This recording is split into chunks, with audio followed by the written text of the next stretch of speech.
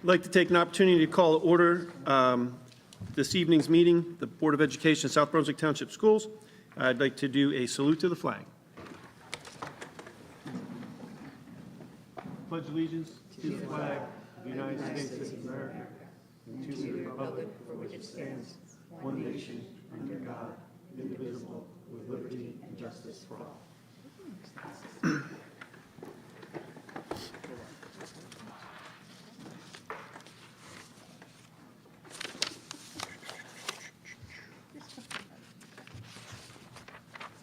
I'd like to welcome everybody to our reorganization meeting. At this time, I will read the statement of advance notice.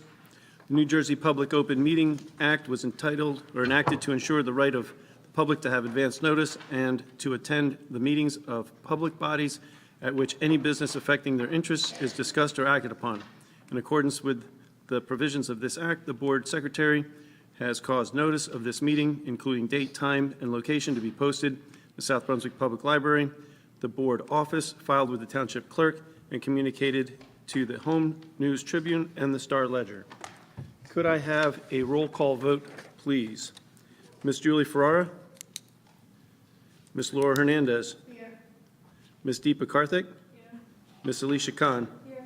Mr. Raja Krishna? Yes. Mr. Mike Mitchell? Present. Mr. Barry Nathanson? Here. Dr. Smita Raj? Here. Mrs. Lisa Rogers? Here. We have a quorum. Could I get a motion to approve this evening's agendas? So. I got a motion by Mitchell, second by Nathanson. All in favor? Aye. Opposed? Abstentions? Motion carries. I'd like to do an announcement of the election results for the board seats. This election, we had Mr. Mike Mitchell had a total of 5,629 votes. We had Mr. Raja Krishna with 4,073 votes, Dr. Smita Raj with 3,212 votes. We had Balay Youssef Ahmed with 2,094 votes, Mukesh Bhatt with 1,335 votes, Mr. James Lavin with 2,049 votes, Joyce Mehta had 2,473 votes, Magesh Kamalahan had 1,356 votes, and Vivek Kumar had 1,604 votes. We did have some write-ins that totaled 199 votes. With that being said, I'd like to congratulate our board members for their next term, being re-elected to the board, Mr. Mike Mitchell, Mr. Raja Krishna, and Dr. Smita Raj.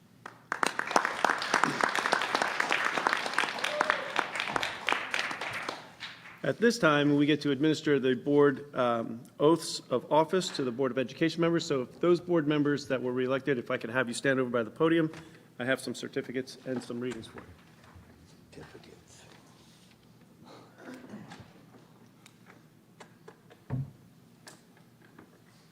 Mark Finkelson says a lot. You're first, you're going first. You're here first, you're going first. Okay. All right. So this is what you read, and nice into the mic. And then I have, what I need to do is before you leave tonight, just give me a signed copy. Okay. All right? So just step up to the mic and read it. I, Smita Raj, do solemnly affirm that I will support the Constitution of United States and the Constitution of the State of New Jersey, and that I will bear true faith and allegiance to the same and to the governments established in the United States and this state under the authority of the people. So help me God.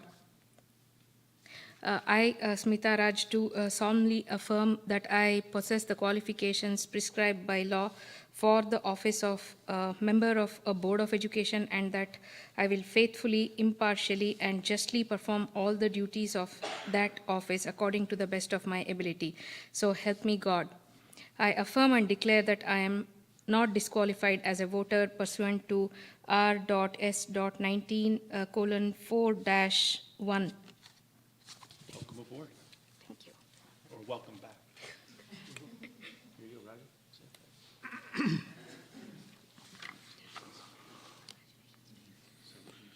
I, Raja Krishna, do solemnly affirm that I will support the Constitution of the United States and the Constitution of State of New Jersey, and that I will bear true faith and allegiance to the same and to the governments established in the United States and this state under the authority of the people. So help me God. I, Raja Krishna, do solemnly affirm that I possess the qualifications prescribed by law for the office of Member of Board of Education, and that I will faithfully, impartially, and justly perform all the duties of the office according to the best of my ability. So help me God. I affirm and declare that I am not disqualified as a voter pursuant to RS 19-4-1. Thank you. Thank you. All right. This is, That's it. you just sign one of those and hand it back to me? Okay. And the rest is, Okay, it's my turn. All right, I'm going to do this the old-fashioned way. I, Mike Mitchell, do solemnly affirm that I will support the Constitution of the United States and the Constitution of the State of New Jersey, and that I will bear true faith and allegiance to the same and to the governments established in the United States and this state under the authority of this people or the people. So help me God. I, Mike Mitchell, do solemnly affirm that I possess the qualifications prescribed by law for the office of member of a board of education, and that I will faithfully, impartially, and justly perform all the duties of that office according to the best of my ability. So help me God. I affirm and declare that I am not disqualified as a voter pursuant to RS 19-4-1. That's it, right? yep, you got it. Okay. You got it. Thank you. I'm knocking everything over now. Thank you. All you need to do is sign that this evening and make sure I leave it. Okay, I'll give it to you.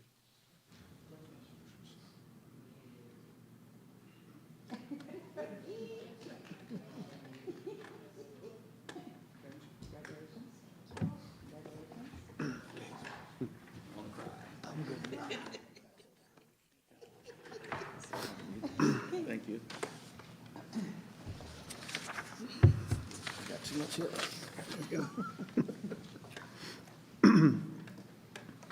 At this time, I'll move to the election of our President of the Board of Education, South Brunswick Township Schools. Give me one moment here. Can I get a nomination for President? Mr. Pulaski? Yep.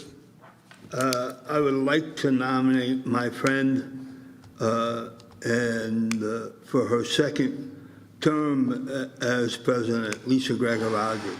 Can I get a second? Second. Is that Raja? Or Smith? Smith? Yeah. Deepa? Yes. Can I have any other nominations for the seat of President for the Board of Education, South Brunswick Township Move the Schools? nominations be closed. Second? Second.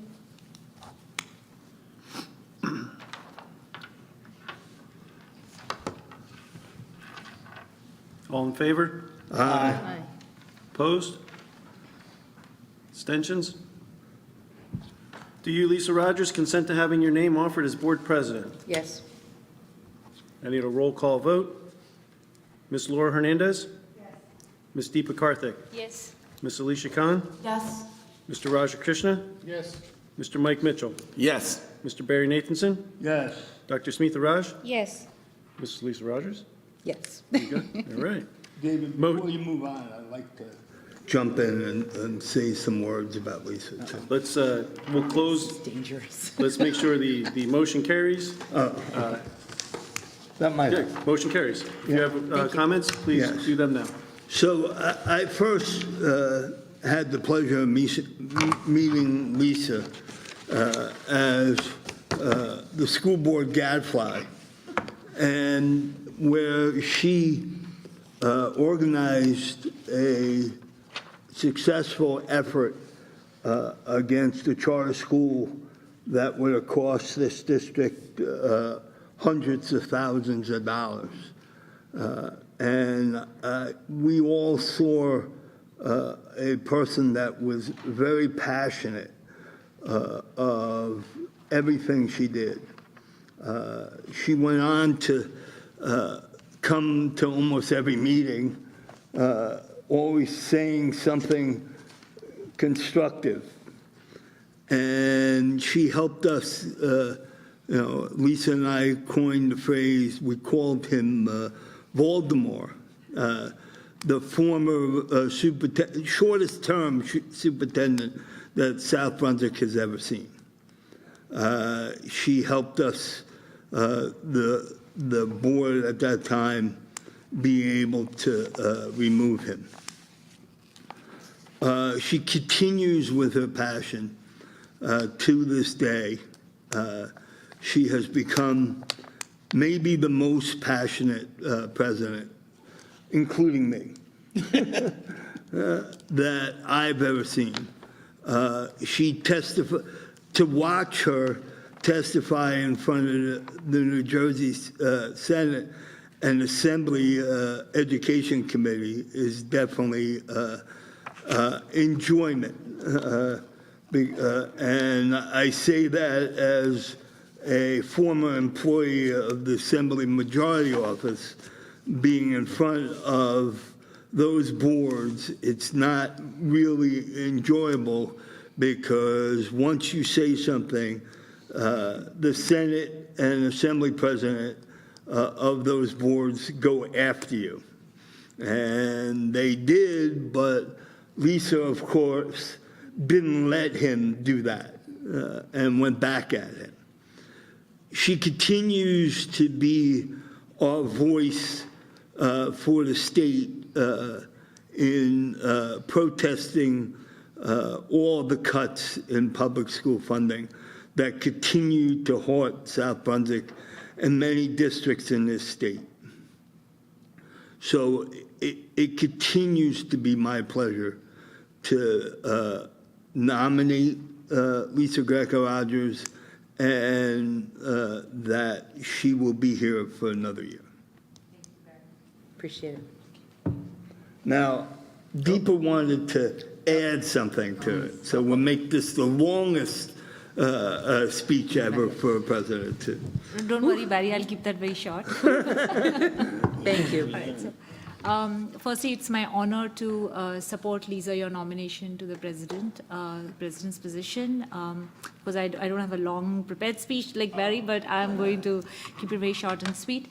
I have a lot of confidence in your ability. We met for the first time on this particular board in a professional capacity, but I've grown to, consider you as a friend and a confidant. So thank you for your leadership. I'm sure that the next year, as ever, it poses a lot of challenges, and with your leadership, this board will achieve a lot of its goals that it has envisioned. So I look forward to working with you and all of my colleagues in the coming year, and I'm sure we'll have a very fruitful time on this board together. Thank you. I really appreciate it. Thank you. Your second term, Lisa, Yes. you notice your family's not here. I know. Because it's old hat, I'm not coming. Unfortunately, my husband is sick, and my daughter's taking care of him. But thank you. Thank you to all my colleagues. I appreciate your kind words, and I'll have more to say in a bit. But thank you very much. I appreciate it and look forward to working with each and every one of you. Anybody else? At That's this good. time, yeah, please. That's good. All right. At this time, I'd like to congratulate Ms. Lisa Rogers, election you. of the President of the Board of Education of South Brunswick Township Schools. I'm going to turn the meeting over to her so she can, Madam President, can run the election of the Vice President. Thank you. Thank you, Mr. Prowaski, and again, thank you to all my colleagues and friends on the Board of Education, and thank you to South Brunswick for having your continued faith in myself as well as this board. I'd like now to call for nominations for the Vice President. I'd like to know if there's any nominations for Vice President. Dr. Raj? I would like to nominate my colleague, Mrs. Laura Hernandez. We have had a good fortune of being on the same committee, and I have seen her work very hard. And she brings a lot to the table, being an educator herself. So it's my privilege to nominate her for the post of Vice President. And may I have a second? Second. Second by Deepa. Ms. Karthik, I'm sorry. It's okay. Are there any other nominations for Vice President? Okay, hearing none, I close nominations. May I have a second to, a motion to close nominations? Oh, I'm sorry, who was that? Mr. Mitchell, I'm sorry, I didn't hear it. Second, please. Mr. Krishna. All in favor for Ms. Laura Hernandez to be Vice President for 2024 school year for South Brunswick Township? All in, oh, you need a roll call. My apologies. I thought it was all in favor. Roll call. You're right. I do need a, oh, no. Do you, Miss, I have to ask her first. Do you, Miss Laura Hernandez, consent to having your name offered as board president? No, Vice President. Excuse me, board. Board Vice President. It says president right here. Laura Hernandez, let me start over. Do you consent to having, quick term, consent to having your name offered as Vice President of the Board of Ed? Yes. I need a roll call vote. Ms. Hernandez? Yes. I'll do that. Oh, okay, I'll Mr. do your The Board votes. Secretary does that. Yep. Here. Ms. Laura Hernandez? Yes. Ms. Deepa Karthik? Yes. Ms. Alicia Khan? Yes. Mr. Raja Krishna? Yes. Mr. Mike Mitchell? Yes. Mr. Barry Nathanson? Yes. Dr. Smitha Raj? Yes. Mrs. Lisa Rogers? Yes. Motion carries. Welcome aboard. You want to say something first? Oh, okay. Very good, thank you. We can switch seats. This is a temporary move. There will be changes to the seating arrangement for the next meeting. Ms. Hernandez, you can come, you can leave your laptop, just your personal items. Dr. Raj, is this anything, Dr. Raj? No, okay. We'll wait till Ms. Hernandez to come over. You can leave your laptop. Oh, she left, she took it. Okay, that's fine. Did you need some?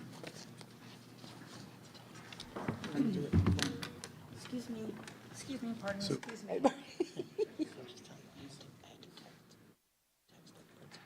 Oh, gotcha, okay. Thank you. You ready? Okay, I'd like to make a motion now to close the reorg meeting. Second? Second, Mr. Mitchell. All in favor? Aye. Any nays? Any abstentions? We now close the reorg meeting. I'd like now a motion to move to a regular meeting. Motion, please. Motion.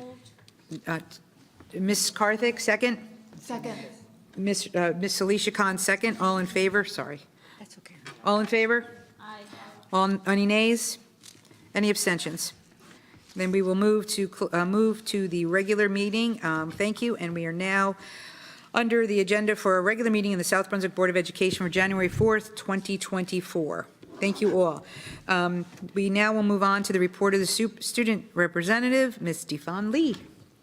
Go for it. Good evening, everyone. Starting off with some news from the high school. Our Winter Spirit Week is approaching on January 22nd through 26th with the new theme, #SBGetsSocial. Our days are Monday, La Com Fit Day. Tuesday, we are Vikings Day. Wednesday, on Wednesdays, we wear Pink Day. Thursday, Soccer Mom versus Barbecue Dad Day. And Friday, Rep Your Social Day, where classes will showcase their class colors. Our Spirit Week ends with our Winter Pep Rally on Friday, January 26th, where we recognize the winter sports teams and award the class with the most Spirit points with the Spirit Cup. Student activities celebrated the month of giving this December. Due to the generosity of the SB community and all who donated to our holiday giving tree and Adopt a Family initiative, student activities adopted 16 families and donated over $600 in gift cards to families in South Brunswick who are in need of support this holiday season. Our clubs are also doing some very exciting things. 150 DECA members will be traveling to Keene University tomorrow for the DECA regional competition. The Art Club will be hosting a gallery reception at the SB Senior Center on Friday from 3 to 4 p.m., displaying the artwork of club members, and this event is open to anyone in the community and refreshments will be provided. The SBHS Pirandello players have been preparing for their opening performance of Charlie and the Chocolate Factory, which will run January 18th, 19th, and 20th. Over winter break, the South Brunswick Vikings marching band traveled to Orlando, Florida, and had the honor of performing in the Universal Studios Holiday Parade and at the Pop-Tart Bowl halftime show. The students had the opportunity to meet and work with students from across the country to learn and perform the show, which was seen on national TV as part of the ESPN broadcast. Upcoming home events include wrestling versus Monroe Township, boys bowling versus St. Joseph, girls basketball versus Old Bridge, and swim versus Sayreville. Thank you for your time, and I hope everyone has a very happy new year. Very good. Thank you so much. Appreciate the update. Moving on to the report of the president. Just so everyone knows, in previous meetings, I had provided some little updates at the end of the meeting. We're following proper protocol. We're going to move those updates to the top of the meeting. So just wanted you to be aware. So first of all, I'd like to remind all board members that an email will be sent out tomorrow requesting that you submit your requests for the 2024 committees. Please note that, of course, you can remain in your current committees if you so choose, but I will need all responses by Sunday, January 7th in order to continue to move quickly so we can continue with our committee meetings. Also, by now, you've received a notice from Ms. Miriam Murphy regarding board member mandated training that is required for board members in their second, third, and re-election year. Please ensure you sign up as soon as possible as seats fill quickly. Regarding liaison positions, I and Scott have taken a close look at the need for several of these positions that are aligned to the municipal side of South Brunswick. As mentioned at the December meeting, this Board of Education meeting, the Business Operations Shared Services Committee met with township officials and have agreed to hold quarterly meetings. As such, updates will be forthcoming from that committee. Therefore, the need for town liaisons may not be necessary. You will be receiving that as well in the update for requests for committees. We will also be reviewing board goals next month as it is midway through the school year. Therefore, please review the goals and identify any concerns you may have with recommendations to address. I will be following up all of these items in an email with links. If, of course, you have any questions, feel free to reach out to myself or Scott. And in the future, Laura, of course, will be included. Finally, just a personal note, as we begin 2024, again, thank you. And I ask all members to review the responsibilities and commitments to our own professional development. We have a challenging year ahead of us, given the state funding issues we are facing. Thus, we need to be focused and prepared by ensuring attendance to all committee meetings, and if possible, attendance to other district and county meetings. We must all ensure we take the time to review all consent agendas and ask questions to administration prior to each Board of Ed meeting, preferably at least prior to the day before the meeting. Most importantly, we must respond in a prompt and timely manner to any and all requests coming from administration. It may feel daunting at times, but it is our responsibility. So thank you very much. I appreciate all your support, and we will move on to 2024. Next order of business is the report from Superintendent Mr. Feder. All right. Well, first, happy New Year to everybody, and welcome back to 2024. And a huge congratulations to Mike, Smitha, and Raja. It is awesome to have you back, and it really is. So that was a very interesting few months, and the end result has you guys giving another 3 years of service to this community, and that is a very positive thing for this community. So welcome, and that's that. Now, second congratulations are to Lisa. Thank you. And to Laura. So congratulations to both. And we will continue tormenting each other. Yes, we will. As much as possible. Now I have a sidekick. Another sidekick besides me. I feel I'm in trouble. But really, it's great to have you guys on board. This is just, you know, we have a great board. We had a great board, and the good news is we still have the same board, so it's still a great board. And that makes a big difference in the way the district operates. It allows for all the staff to do the great things that they need to do with kids, and not to have all of that become drama. And that really matters, I'll tell you, it does matter. So congratulations to all of you again, and thank you. So as the new year was coming on this year, on December 31st, so New Year's Eve day, my phone rang at around 9:15, 9:30 in the morning. Brian Redfield is our Director of Buildings and Grounds, and he just wanted to let me know a couple of quick things. One, that the board office was underwater, nothing major, just that a person hit the fire hydrant in front of the school, hit it so hard that it broke the fire hydrant where it couldn't be capped, which was nice. So that meant all of the water fell right into the board office. Right now, the board office's first floor is under construction. It's going to be somewhere between, $400,000 and $500,000 of damage. That is all being covered by insurance, except for the initial copay, the deductible that we pay, but of course, we'll be attempting to get that deductible back from the incident itself. So we don't expect it to cost the district any money, but it is a very unfortunate situation. But they were immediate, so when we came in on the 2nd, so this happened on December 31st, then it was November, then it was January 1st. January 2nd, we came back in, and I can tell you, they had already started doing major work. All of the walls were already cut out that have to be replaced. Everything was ripped up. The insurance company did not hesitate at all. They were on the phone with David and Brian, and they were there that day on New Year's Eve, and they were there New Year's Day. And it's really great to see that kind of response. So while it's definitely an inconvenience and definitely not a good thing, in the end, it will be okay, and it will all be fixed, and we'll go about our business. But that was a great way to start 2024. This is also January, which is School Recognition Month, so you'll have a little surprise at our next board meeting, congratulating and thanking all of you for what you do. Being a board member, during the good times, it's probably fine. But when people are upset in the community or there's a controversial issue, your pay does not go up. I don't know if you've noticed that. Your check stays exactly the same. And it doesn't matter if people are angry or happy. You still are out there doing that and volunteering your time. And that goes unnoticed and it goes unappreciated by many sometimes. But so I just want to acknowledge and say thank you for all you do. And it is appreciated. It really is. And I know you do read what I send out, and sometimes we send out a lot. So it is a lot for you guys, and we thank you. All right, now some business. So important business. In noticing our preschool lottery is coming up. So the preschool lottery was done. The closing date was December 31st. However, just realized it's not a really great time to stop it. So we extended it to January 12th. So anyone who knows anyone who is interested in getting into the lottery, remember, not everyone who puts in will have an opportunity. We have already over 400, I think, right, Suzanne? Over 400 looking for not that many spots. I mean, we're increasing our spots by 90. All the fourth graders obviously graduate to kindergarten. Third graders who are already in the program stay in the program, so they move up. But three-year-olds stay up, move up into 4-year-olds. Sorry, 4-year-olds obviously go on. We are increasing, just so you remember, we are increasing the number of seats by 90 for next year. So we're going from 250 to 340 next year.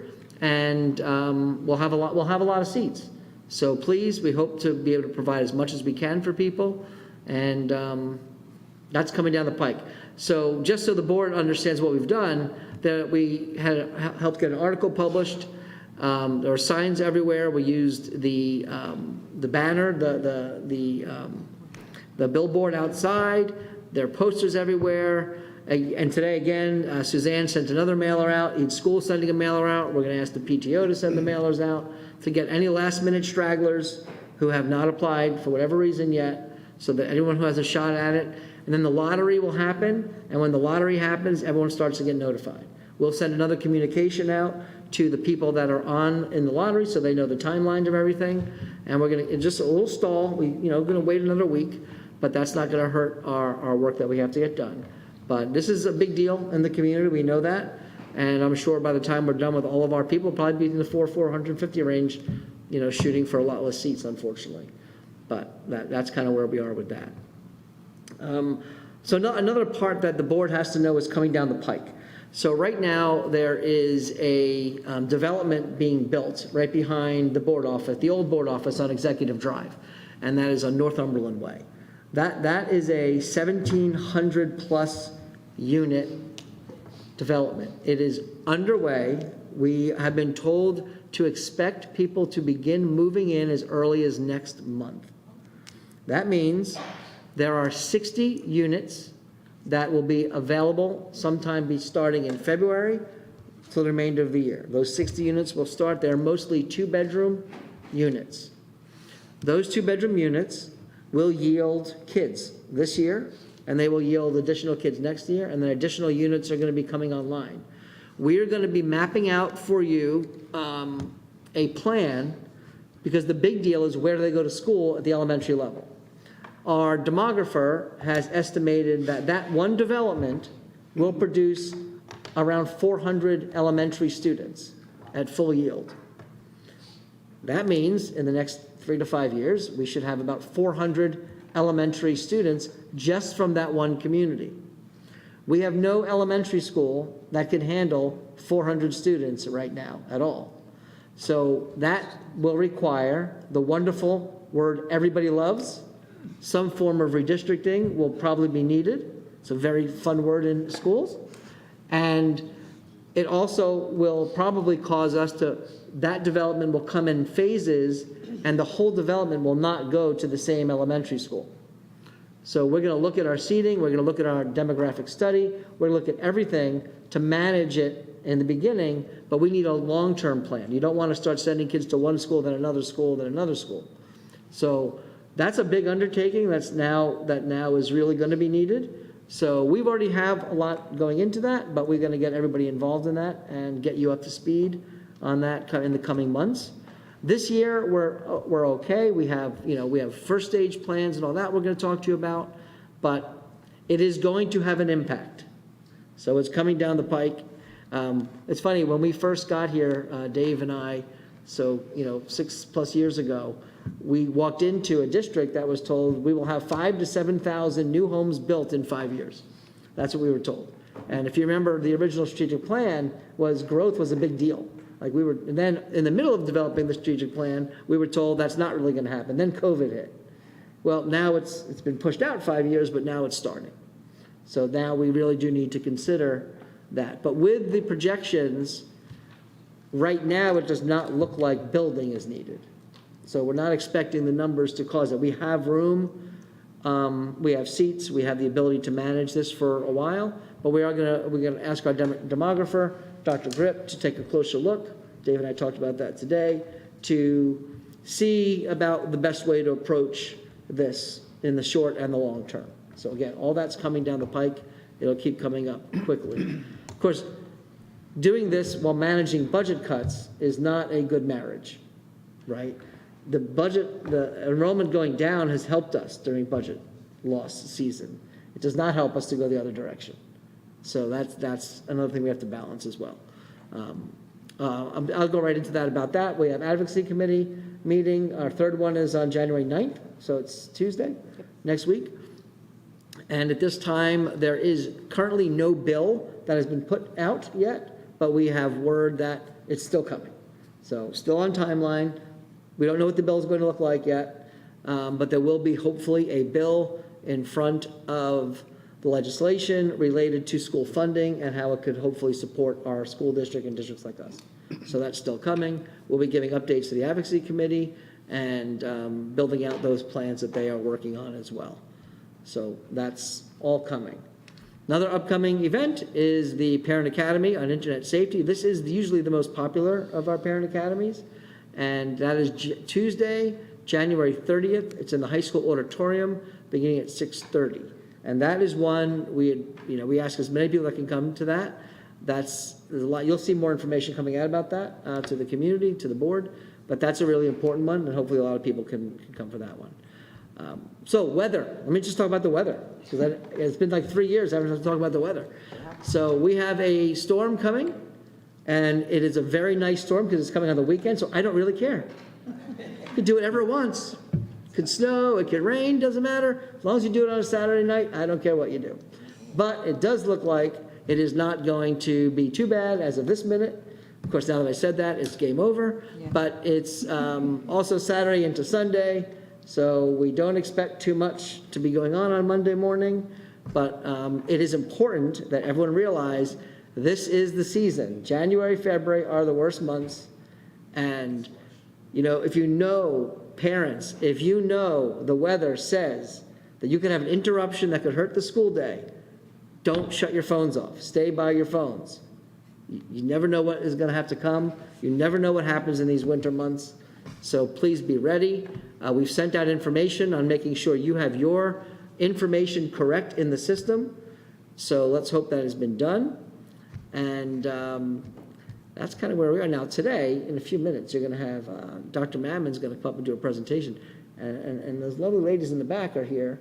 because our librarians, they're like unsung heroes, these people. And they every year they take the theme, they find books, they do decorations, and they bring these themes alive, and they bring libraries alive to classrooms and to schools. And really, in the model school, the library is your hub, right? That's your hub. And, these are some special people in that audience. So I know, Dr. Mammon, you're prepared to show off what they're doing and some ideas that are going on out there. I get that. Thank you guys for coming out tonight. And my part, I believe, is finally over. Last reminder, we are off for Martin Luther King Day on January 15th. And I will turn it over to you, Madam President. Thank you so much. Any questions for Mr. Feder from the Board of Ed? No questions? Very good. We are now going to call up to the podium Dr. Evelyn Mammon to present South Brunswick Reads for 2024. As she's going up, I was remiss in doing one thing. I want to thank the crew behind the scenes that do the video production each meeting. You guys do an awesome job. And again, I know on behalf of the board, we really appreciate all you do. But Dr. Mammon. Good evening and Happy New Year, everyone. It is my pleasure today to continue the South Brunswick Reads tradition in partnership with South Brunswick Library. This year promises to be even more exciting. Yay! Last year we read for social awareness, and this year our theme is in line with the district's theme. In addition, so extra we're doing this year, we will have an evening event associated with SB Reads on January 31st. And you'll see all the information on the presentation in a few minutes. But before the video presentation, just to echo what Mr. Feder said, I want to offer my gratitude to my collaborators. We met, tons of emails back and forth, and we met mostly after school. They gave up their time just so that we could come up with something worthy of South Brunswick. So the South Brunswick Public Library joined us in a couple of those meetings, and all our district librarians, some of whom are present tonight. So I do want to recognize the 5 of you that are here tonight. Mary Fuchs from Brooks Crossing, Kim Zito from Crossroads North, Linda Ackerson from Crossroads South, Kate Hanasowski, and Lisa Manganello. I don't know if you know that Lisa is now a celebrity. She has time for the little ones here today. But no, really, Lisa, thank you. Just always taking the lead on this and just doing such a phenomenal job. I know that I speak on behalf of the librarians when we say thank you for giving it the flair. We like to put it all together. We talk about it, but you bring it to life, so thank you very much. So without much further ado, this is our SB Reads for 2024.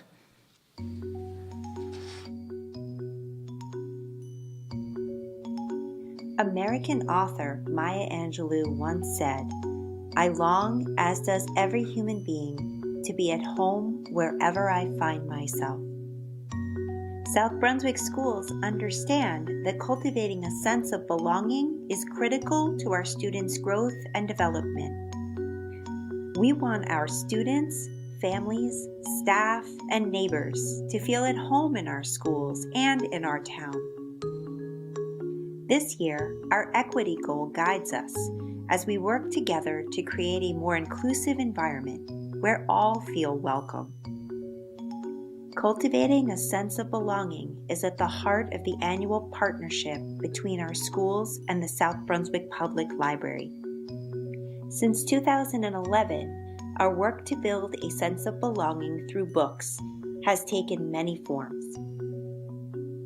We began on the Yellow Brick Road, fell down Alice's Rabbit Hole, toured fairy tale kingdoms, acted with determination, built bridges, explored technology, and traveled the globe to explore our personal passions. Reading together offered a bright spot in difficult times. It helped us to appreciate each other's differences by finding connections that unite us. A thoughtfully selected book builds literacy, equity, and belonging in readers of all ages.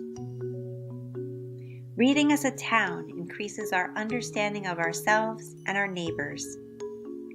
With these principles in mind, the theme of our 14th South Brunswick Reads partnership will be South Brunswick Reads for Belonging. Together we will expand our notion of home to include friends, family, and neighbors.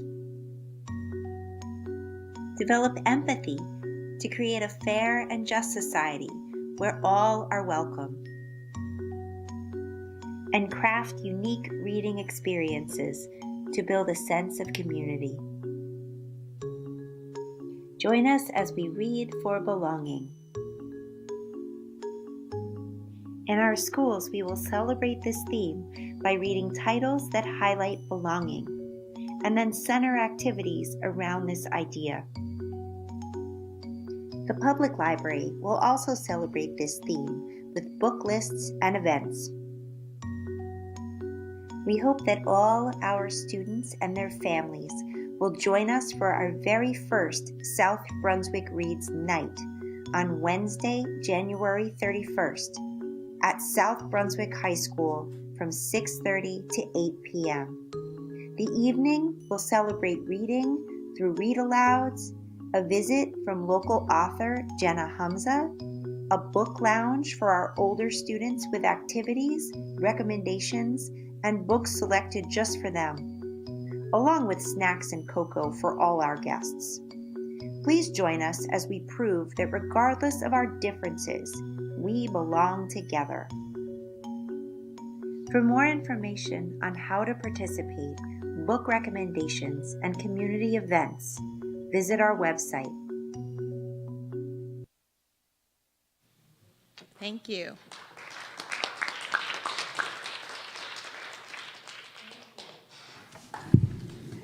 I have to say, I wish Lisa Manganello was my mother at some point to read to me when I was a child. You have such a fantastic voice, but she's so calming. Thank you to all the librarians and all the staff for their help and support, and Dr. Mammon for putting this together.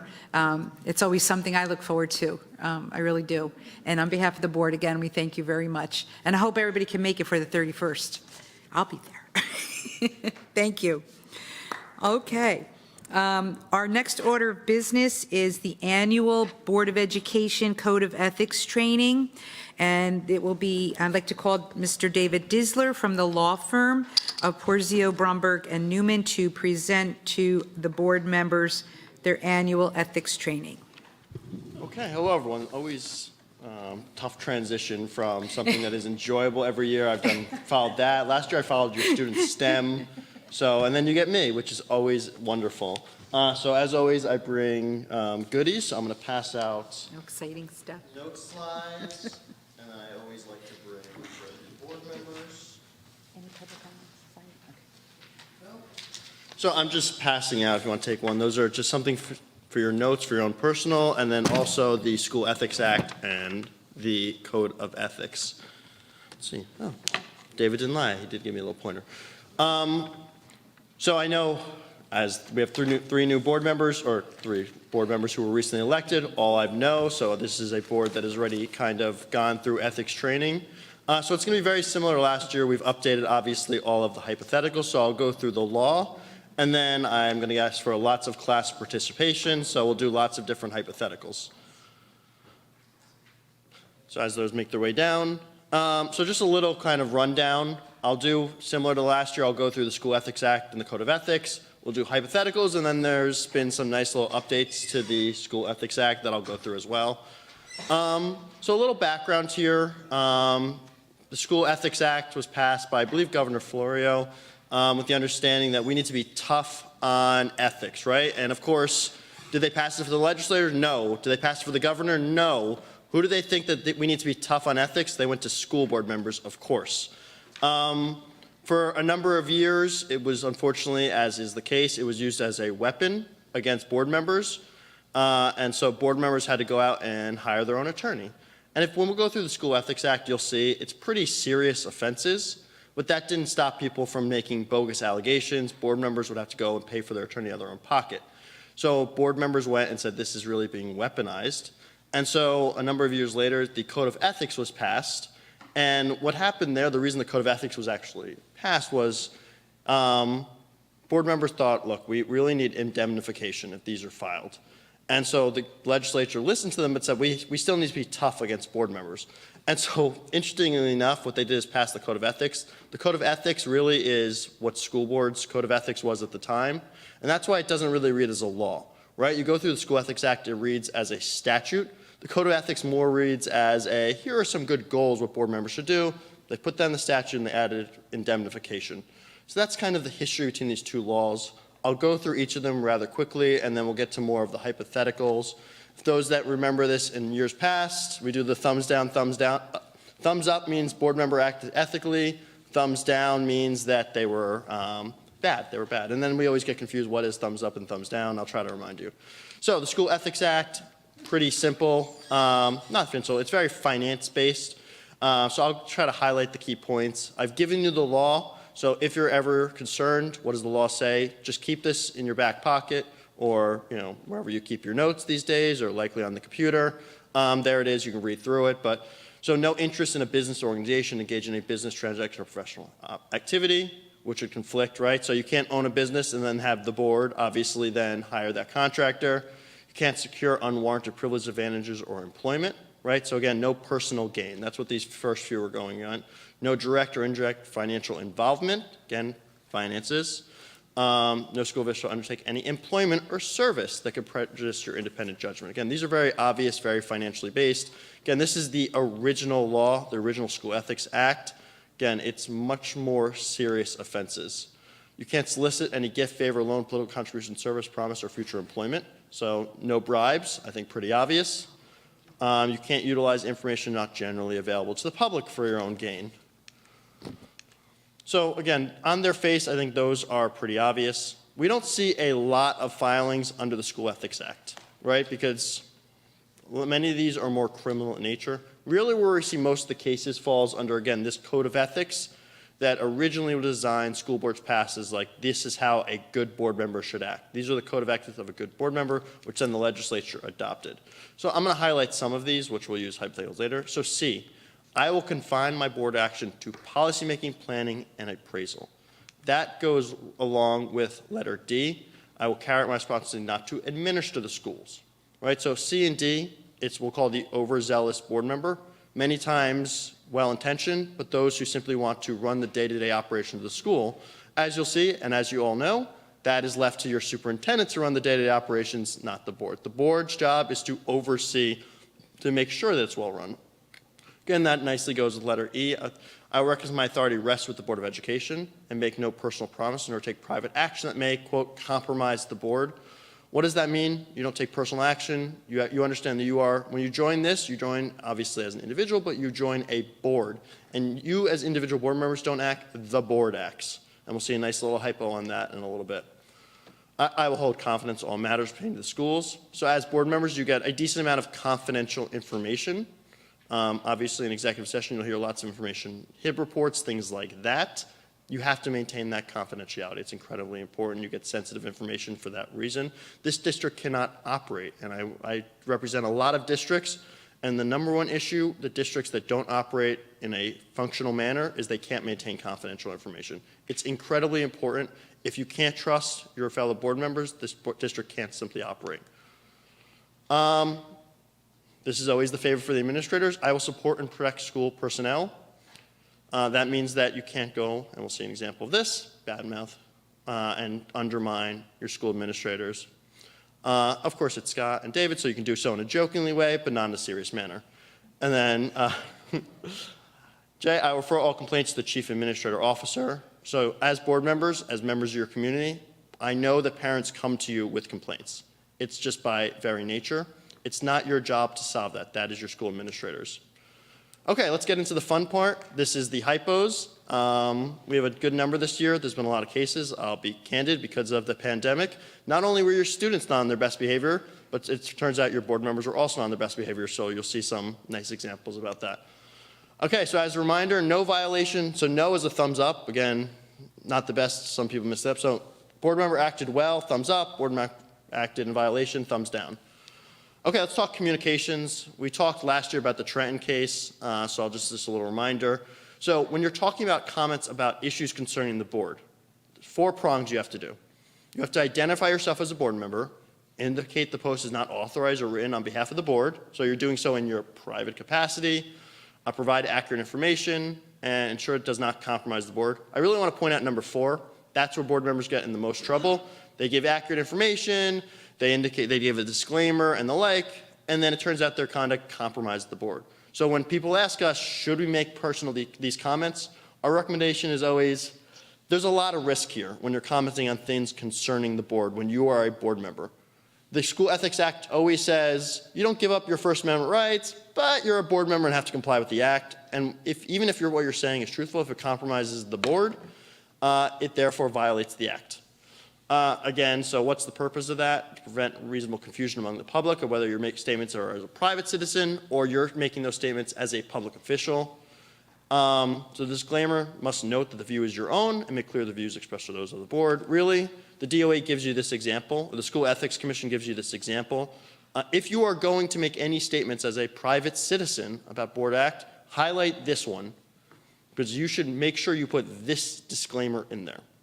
Right? I don't have to read it, but this is the only one that's been approved by the School Ethics Act. They say there is no specific language, but they tell you this language works. Again, I'm not recommending making those statements because if you compromise the board, even with this disclaimer, you still violate the act. Yes, go. Just do us a favor. Just send us an official email to David and myself with this exact quote, and we will forward it to the board from you directly. Okay, Thank that you, works sir. great. All right. Okay, let's get to now the hypo. A board member shares an article on her personal Facebook page regarding reduction in public school state aid. Who would have thought? What a great example. Above the article, the board member includes this emoji, which is probably a nicer emoji than this crowd would like to put next to the school aid. What do we think? Is this, no other language is included. Violation is a thumb down, no violation, thumbs up.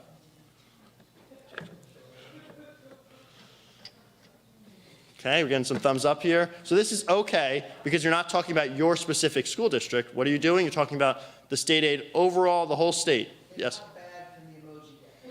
Yeah, like I said, this emoji was the much nicer one that I think most people in this room would want to put.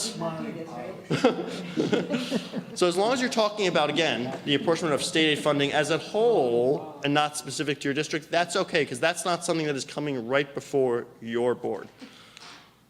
Let's move on to hypo number 3. A board member sent an email from their district email account to members of the legislature and to members of the public expressing their personal views about the mask mandate, encouraging action from the legislatures and others. What do you think? Yeah. Some mix here, some middle. I see some middle, but mostly down. So here, again, down. The big key here is I'm going to get to that second one. Do not, if you're going to take what we'll call private action, right? You're representing, do not use your board email address, right? Because if we talked about the disclaimer, one of the key elements is confusion. What the School Ethics Commission does not want is confusion by members of the public thinking, are you doing this as your private citizen or a member of the board? If you use your district email account, most people are going to think you're doing so as a board member, right? And when you send an email like that, not just to legislatures, but to members of the public, you are doing so as a board member, and therefore they're going to assume that's on behalf of the board. So that's a private action that could compromise the board.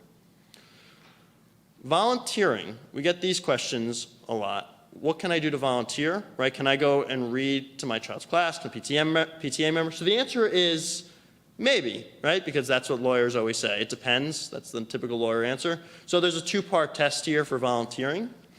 Degree of involvement the board member has with staff and students, and the degree to which the board member has authority to give or receive direction and orders to staff. Right? So are you a passive member or are you taking more affirmative action? So the example I always like to give, If you're going and reading a book to class, if you go into your child's class and read a book, completely okay. You're not getting instruction, you're not giving instruction, it's a passive action. Comparatively, if you are part of the school play and you're getting instruction from staff to move props, things like that, well, now you're getting instruction from staff. Or the flip side, if you're giving instruction in any manner of a volunteership, those typically are not permitted. Any supervised position, generally overseas staff or students, typically try to avoid. So here we have a great one. This one is an advisory opinion that came out, I think, last year.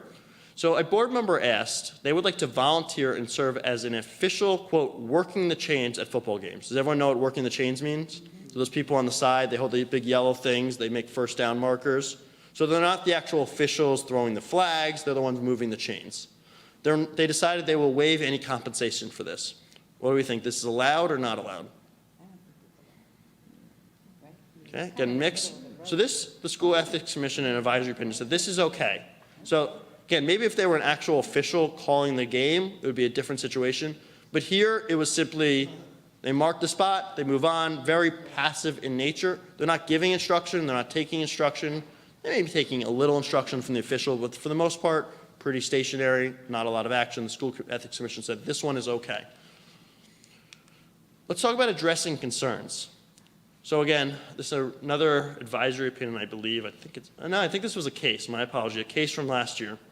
Here we have a board member, a retired educator out of New York City. They were an administrator, a special ed teacher, and they get asked by the local special education advisory group to attend a training.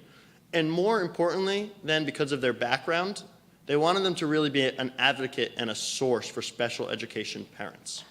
So in this capacity, they would participate in IEP meetings, they would represent parents as an advocate. They would really help special needs parents in the district in any manner possible, including advocacy on their behalf. Do we think this is permitted? Yeah, this one I think is obvious on its face. I'm surprised they even asked. I think this is one of those situations this board member was so well intentioned. You know, how can I not help special needs parents? That's my job as a board member. But I think this one's pretty clear on its face going through these when you look through it, right?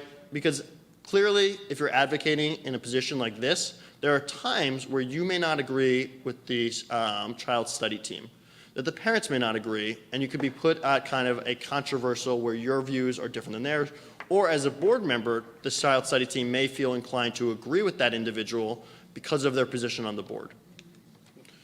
Okay, board message, emails, calls. So here we have a board member receives an email from a high school parent. The parent says she believes her daughter's history teacher is failing because of a political comment she made and asks for the board member's help. The board member forwards the email to the superintendent. The board member also forwards the email to the history teacher asking for an explanation. All in unison, I think this one everyone see the problem here? Again, well-intentioned. I've talked about this kind of issue in the past. Very clear. Problem, you don't go to the source, you don't go to the principals. If there is a complaint, it has to go to the superintendent. Why is that? It's because if you go to the superintendent and a principal, the superintendent and the BA, people may open up joint investigations. It just leads to chaos. You go to the superintendent will figure out, do they want to take it? Do they want to delegate? Scott, well, I'm sure we'll have a plan in place, but this way there's not confusion, there's not disorder, and certainly you never go to the teacher. Never go to the teacher, never go to the parents, never investigate yourself. All complaints go to the superintendent. Okay, very recent case as you see, this case came out about 1.5 years ago. A parent made a complaint about a teacher's conduct, which was being investigated by the administration. While the investigation was ongoing, the board member sent an email to the parent commenting on the teacher's conduct.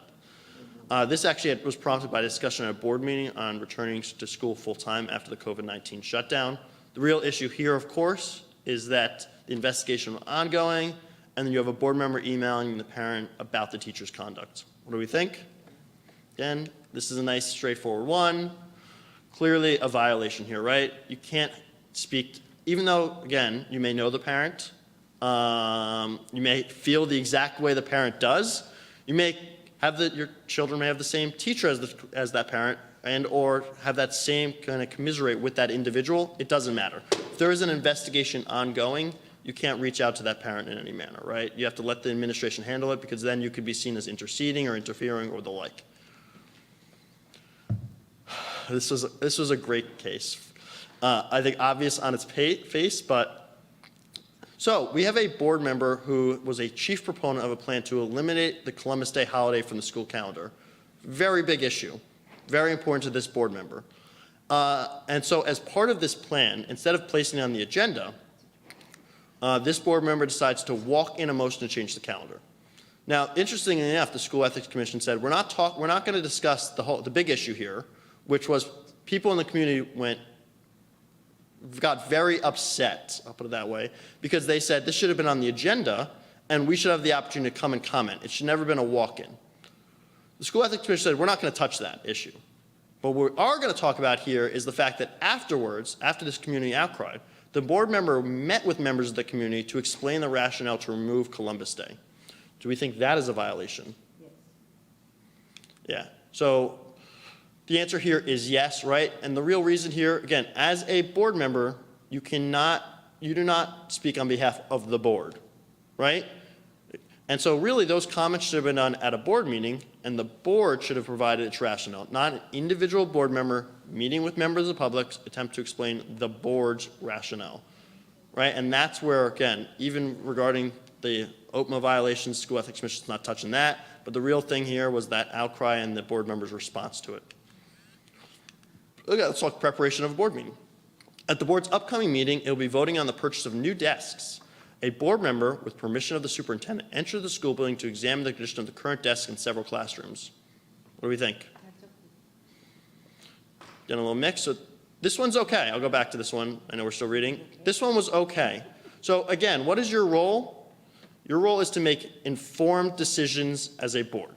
So if something is before you as a board, you can get information about that. That's completely acceptable. Where board members tend to go astray is something's not before you, and then you can try to get more and more information on something that's a vote no, that's not before you. But if there's a vote before you, you do have the right to get information, and that may include, in some circumstances, going and examining lockers, the locker room, a building, right, if there's construction, things like that. If it's before you, you do get information. That's part of your appraisal responsibility. So that's okay. This one may be a little different. Here, a board member, this is a real case, attends an all-expense-paid conference offered by an entity that offers coding programs to school districts. If that's not bad enough, impressed by this all-expense-paid trip, the board member later suggests the entity as a possible vendor to the board. Okay, I'm seeing a lot of this is okay, all these free paid trips. So clearly, again, you obtain a benefit of trip for themselves. So even if the board member never made that recommendation, still clearly a violation. You as a board member cannot get financial benefits for serving on the board. I think Scott made a nice joke earlier that your pay has not gone up in a number of years. Again, that people tend to forget this is a volunteership, but it's still public service and you're elected officials, and therefore you can't take, obviously, any financial benefit. And clearly this also had the potential to compromise the board, right? Because the idea is that the public's view of the board and the board's integrity could be swayed negatively because they're essentially making a decision based on paid trips. Let's talk about interactions with staff. While in a school building examining the condition of desks, we'll bring it back to that previous example 2 ago, the board member uses the bathroom, which is filthy, gross, disgusting. I'm a little bit of a germaphobe, so I can just use, I've been in a number of school bathrooms, so I get it. Concerned that the orderly bathroom should be accessible to students, she immediately finds a custodian, demands he fix the bathroom. What do we think? This is nice and easy. Absolutely not. There's tons of these cases. Again, you think it's obvious on your face, but there's a lot of these cases. You cannot give instructions to staff, no matter how well-intentioned. There's a great case out there where a board member just thought that there was a security issue, that there were doors unlocked, and asked when to found a custodian, said there's a door unlocked, we need to go lock that. Not allowed. You have to go to the administration, let them make those decisions. Again, even if you're well-intentioned, it seems nothing. It's all of a sudden there's never an issue until there's an issue, there's a problem with that member, and if they file something against you. Okay, so those are all the hypos. I'm just going to spend one more minute just giving a quick update. So we have some new regulations that came out. It redefined board member. So a board member now is upon being sworn in taking office. So any conduct prior to being sworn in, you can't file an ethics complaint against. This won't apply to you. These are all that beautiful education that I think you talked about earlier. For brand-new board members, it used to be 1 year. Now they got to get it done in the first 90 days. And last but not least, if you would like an advisory opinion, they've now clarified it that it can be done by the board member, a school official, or, this is great, an attorney on behalf of the school official. To be frank, that's mostly how it's been done anyway, but they added that provision, I think, to clarify, because most of the time attorneys are filing these on behalf of the board or on behalf of board members, and so they wanted to clarify it. And with that, I thank you. If anyone has questions, I'm more than happy to answer them. But thank you very much for the time. Any questions for Mr. Disler? Any clarifications on any of the presentations? Scott, I will email that language. We're good. Thank you so much, David. Appreciate your everyone. time and effort in putting this together for us. These will also be included in the update of the board member orientation. Will include some of these items. Okay. That concludes the presentations for today. So we will be moving on to public comments on agenda items only. I do need to read a statement. The Board of Education recognizes the value of public comment on educational issues and the importance of allowing members of the public to express themselves on school matters of community interest. Complete copies of Policy 0167, which govern this portion of the meeting, are available to the public at the auditorium entrance, online, or by contacting the board office. To permit the fair and orderly expression of comments, we ask that participants be recognized and preface all comments by announcing his or her name, your place of residence, and group affiliation, if appropriate, and also by completing the sign-in sheet located at the podium. Please print legibly, or we may be unable to document your name for the permanent record. Each statement made by a participant shall be limited to 3 minutes. No participant may speak more than once on the same topic. Mr. Pulaski will indicate when you have 15 seconds remaining.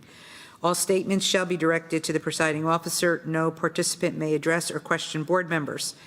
No discussion between a participant and respondent shall exceed the 3-minute time lane. It is our plan to listen to each member of the public.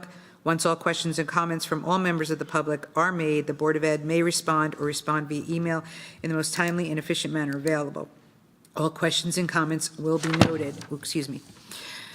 Okay, so this is for first public comment only, and this is for consent agenda items only. Are there, I do know we do not have any pre-signed people, right? No one pre-enrolled?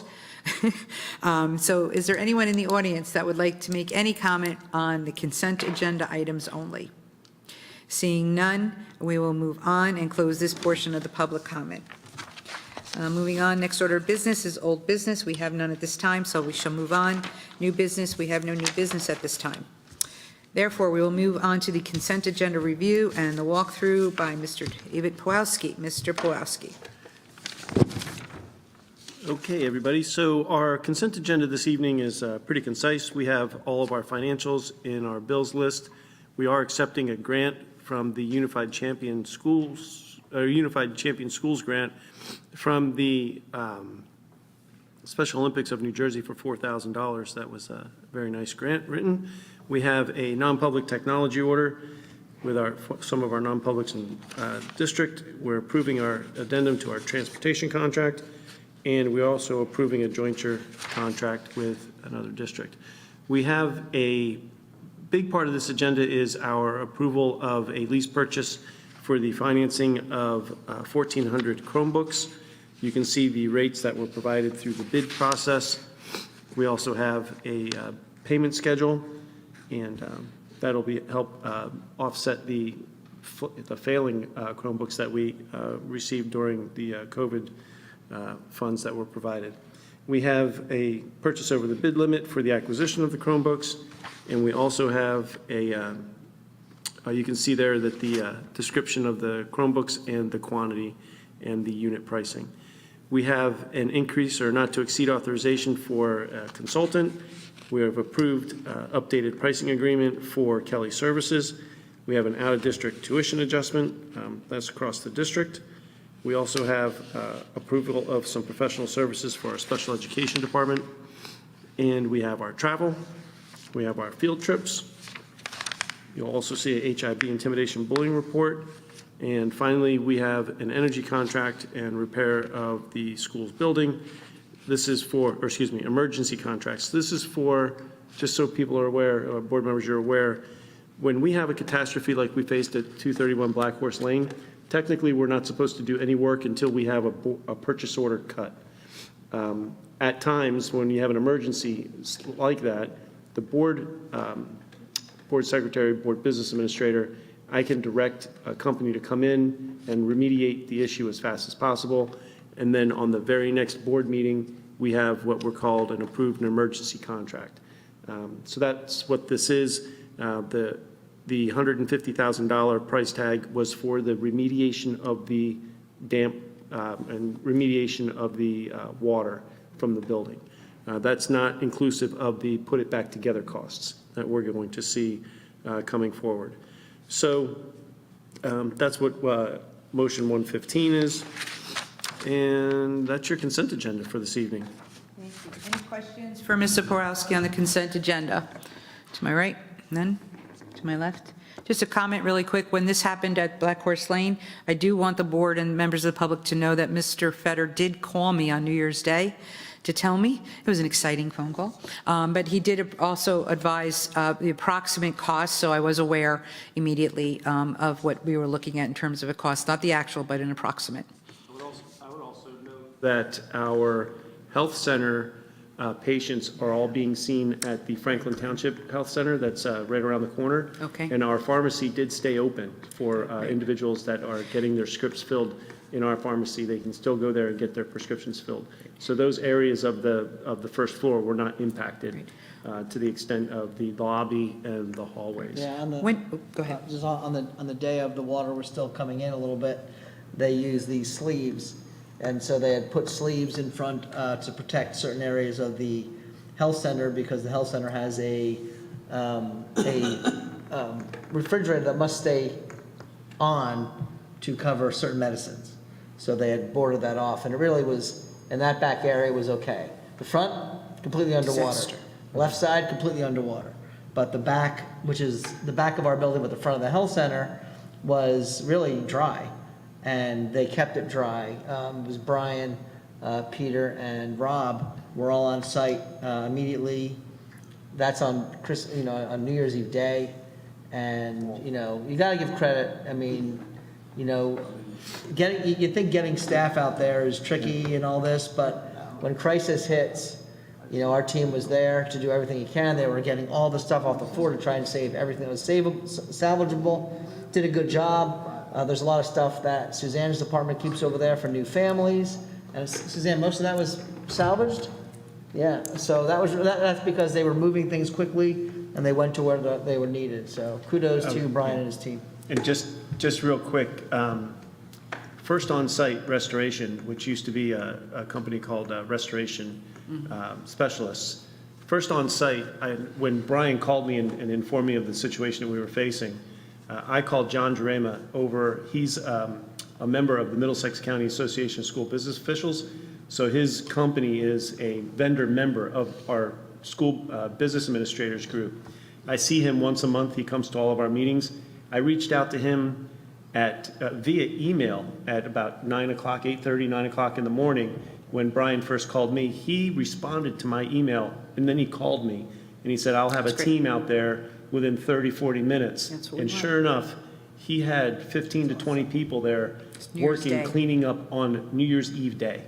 And that was pretty impressive. So First On-Site did a wonderful job, and they're managing the entire project. So they're doing wonderful work. Please extend our thanks to Brian and the entire staff of the South Brunswick District, as well as the remediation specialists for their quick action. Yep. I also, just really quick, I want to make it clear, the water problem was due to a car accident that hit a fire hydrant. Can we be clear on that? The issue with the water has absolutely nothing to do with the South Brunswick school system at all. It was a car, nothing to do with South Brunswick school system, hit a fire hydrant outside on Black Horse Lane, hit it to the point where it was so wrecked that they couldn't cap the water, and that's the situation. So it had absolutely nothing to do with us. We are the recipients of the wonderful water, and That's pretty much it. And when are we expecting an estimated time of completion for the remediation? The health center's expected to open up sometime by the middle of next week. Okay. Say Thursday of next week. Okay. The front lobby and all of that area will take a little bit longer. Okay. We're focusing on the health center to get our Right. our patients Sure. and everybody taken care of there and get our doctors back in And space. there's no loss of service right now at BHL. So BHL is fully operational. Remember, there's only a couple of people who work on the first floor for BHL. And they're right now on the second floor, they're actually working in the same office. There's no slowdown again, having it take a little longer to complete it there's no slowdown of work. Right. There's no loss of the school district Operational itself. impact. It's all, There's no operational impact. yeah, there's. Yeah, no I was operation. gonna say, no operational impact. So, being that I came up with that myself, there's no operational impact. No operational impact. And we're good to go. All right. Very good. Thank you. Again, any questions? Final? No? Okay, then we shall move on to approving the consent agenda. May I have a motion to approve the consent agenda of January 4th, 2024? Motion by Ms. Hernandez. Second, please. Who's that? Mr. Raj? I'm sorry. I do that all the time. Mr. Krishna, I'm sorry. Motion. May I have roll call, please? Welcome to the presidency. I keep doing that for poor Raj. Ms. Laura Hernandez? Yes, but with abstention from item A.1.1. Ms. Deepa Karthik? Ms. Alicia Khan? Yes. Mr. Raja Krishna? Yes, but abstain from item A 1.1. Mr. Mike Mitchell? Yes. Mr. Barry Nathanson? Yes. Dr. Smitha Raj? Yes. Mrs. Lisa Rogers? Yes. Motion carries. Very good. All right, moving on to board, committee, and liaison reports. Given the fact that it was the holiday break, I don't think anybody met, so I'm going to quickly ask for an update. And we'll start with business operations. Any update on business operation committee? Very good. And any update from education committee? None at this time. Finance committee? This time, Right. Madam President. Yep. And the policy committee? None at this time. Very good. That is because basically we had the winter break, and the Board of Ed was also included in that winter break. All right, any liaison reports? None at this time. Very quickly, go ahead, yes, go ahead. Our middle school and high school performers for wonderful presentations during the winter concert season. I'm looking forward to seeing the elementary schools that the two that I am liaison to, Cambridge and Indian Fields, in a couple of weeks. Did an outstanding job. If you didn't get to attend in person, I urge you to go to YouTube and check out Crossroads, both north and south, and the high school choir, choral, and band presentations. They were excellent. I don't know how I did it, but I made it to most of them. Thank you. Thank you for doing that, Mike. We really appreciate it. Yeah, go ahead, sure. I just wanted to comment to Mr. Mitchell. Very impressive that we try our hardest to show up to places and to represent the board. You outshine us. Yeah, thank you. And we so appreciate that you have so much effort that you go around and you make the board be seen at these different things. So we just want to show you our appreciation and thank you for that. Thank you, Mike.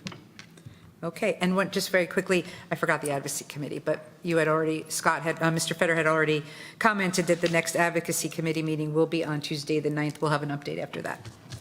Okay, now we move on to the second opportunity. One sec. Whoops, yes, I'm sorry.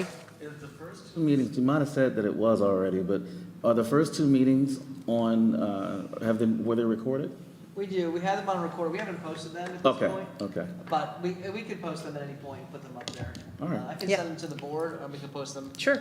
We can post them up. We have, Okay. We're recording them, and Dave is taking care of putting those together for us. yeah, Okay. yeah, we have- could post them, Yeah. sure. You can see what the action is. Yeah. Thank you for that. Thank you. Yep. Okay, second opportunity for public comments. Again, this is on any matter, not just anything that was on the consent agenda. You are reminded of the previous statement made regarding public comment rules of policy 0167. Again, at the podium, state your name, spell your name, and announce your place of residence or your group affiliation, and complete the sign-in sheet, and you are limited to 3 minutes. I do not believe we have any members who pre-registered for public comments. Are there any audience members who wish to make a public comment? Seeing none at this time, I will close this portion of the public comments. Since there is no further business to be discussed, please note that the next scheduled Board of Ed meeting is set for Thursday, January 14th, 2024. May I have a motion to adjourn? So moved. Who was down here? Mr. Nathanson? Second, Ms. Karthik. All in favor? Aye. Any nays? Very good. Thank you, South Brunswick. We are now adjourned. Oop. Did I do something? Just real quick. Yeah. First, I don't mean to hold the meeting up, but I want to thank everyone for the support of our team, Smitha and Raja, and in our running for re-election. It really meant a lot.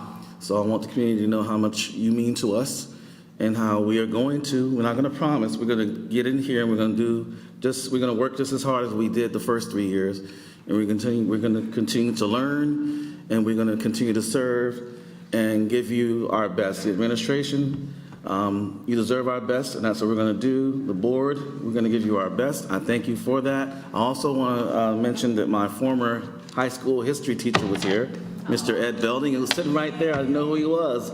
So that's why I got up and walked out, because I had to acknowledge him. And then 3 of my former players, 2 bowled for me and 1 played tennis for me. They were here as well. So I'm so grateful to all of you. Thank you for giving me this opportunity, for giving us this opportunity. Have a wonderful night. Very nice. Anyone else? No. Okay, all in favor of adjournment? Aye. Any nays? Very good. Good night, South Brunswick, and we'll see you at the next meeting.